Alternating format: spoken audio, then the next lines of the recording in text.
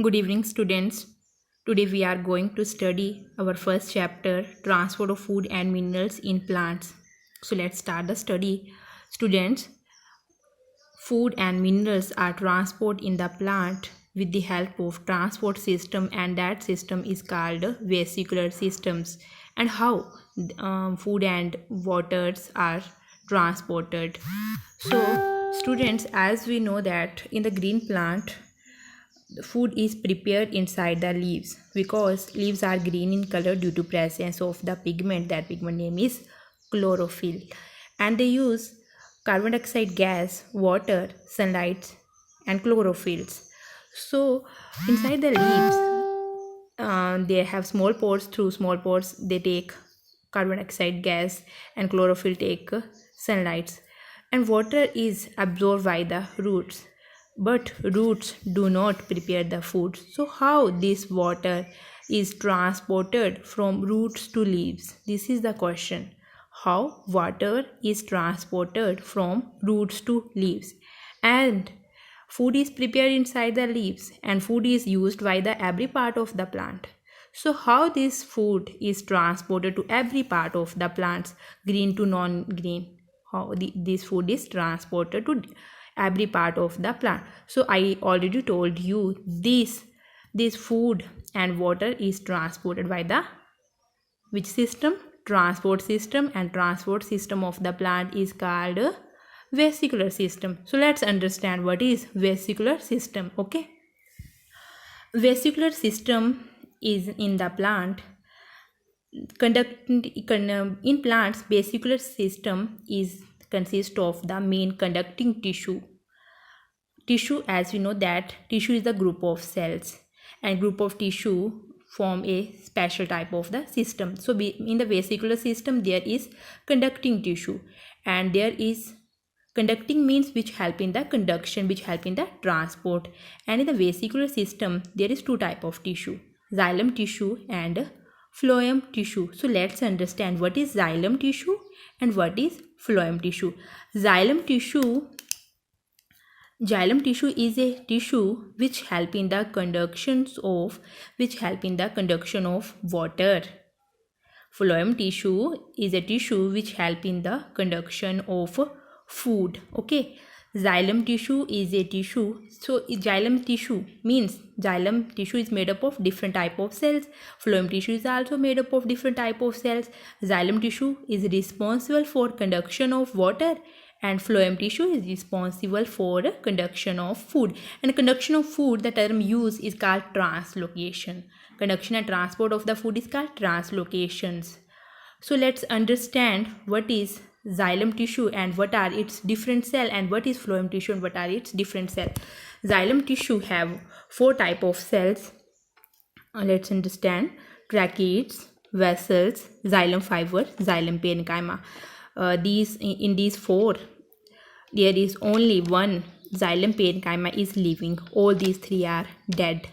In the phloem tissue, they are made up of four type of cells: seed tube, companion cells, phloem fiber, and phloem parenchyma. Okay, all these are alive. Only the phloem fiber is the dead cell. Phloem fiber is dead. All these are living. So let's understand in the detail what is xylem tissue and what is phloem tissue.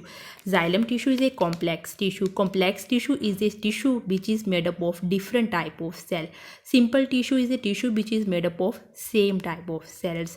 Xylem tissue is a tissue. Complex tissue means made up of different type of cell, and we know that they are made up of tracheid, vessel, xylem fiber, and xylem parenchyma. And xylem tissue is responsible for conduction of water and minerals, but in the unidirectional flow. Unidirectional means the xylem tissue is responsible for movement of the water from roots to leaves. Unidirectional means they are in one direction, from downward to upward directions, only in the one way. Uni mean in one direction. But in the phloem tissue, if the food is prepared here, so food is also transported to other leaves in upward direction. Food is also transported in the lower direction. So in the phloem tissue there is the bidirectional flow, but in the xylem tissue there is unidirectional flow. In the phloem tissue is also a complex tissue, and it is help in the conduction of food. and food conduction of food is called translocation. Term translocation is used for conduction of food, and the food is conducted in the bidirectional way. Let's understand the what is the structure of the xylem tissue and what is the structure of the phloem tissue. So we know that xylem tissue is made up of 4 types of cell: trachea, vessel, xylem fiber and xylem parenchyma. Xylem fibers and xylem fiber and xylem parenchyma are the additional cell which provide xylem fiber provide structural support to cells. Xylem parenchyma is help to storage of the foods. What trachea and basal vessels are the main conducting cell of the xylem tissue. Similarly, the phloem cells in the phloem tissue, seed tube and companion cell, these two are the main conducting cells of the phloem tissue. And phloem fibers is responsible for structural support, and phloem parenchyma is help in the storage of food. But these two are the main conducting cells. Let's see the structure of these vessels and tracheae.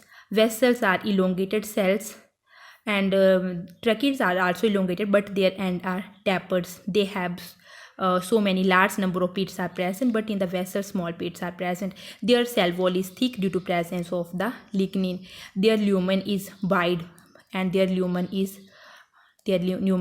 narrow. Okay, so these form a continuous column to form just like a pipeline, for the conduction of water.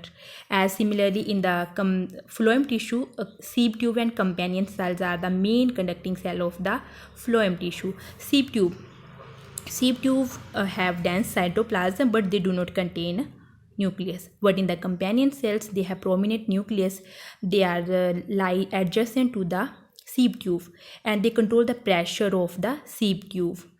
Companion cells have prominent nucleus, and they are also placed, they are smaller as comparison to the seed tube. They are placed one above the other. They are also forming continuous column for the conduction of food, and their cell walls have small pores, and they are called seed plates. So students, this is all about the vesicular tissue, which is responsible for the conduction of water and minerals. And I told you what is their structures and what are their functions. So I hope you understand. You have any problems, so discuss with your parents and take the help of your elders and parents, and stay safe at your home. Thank you.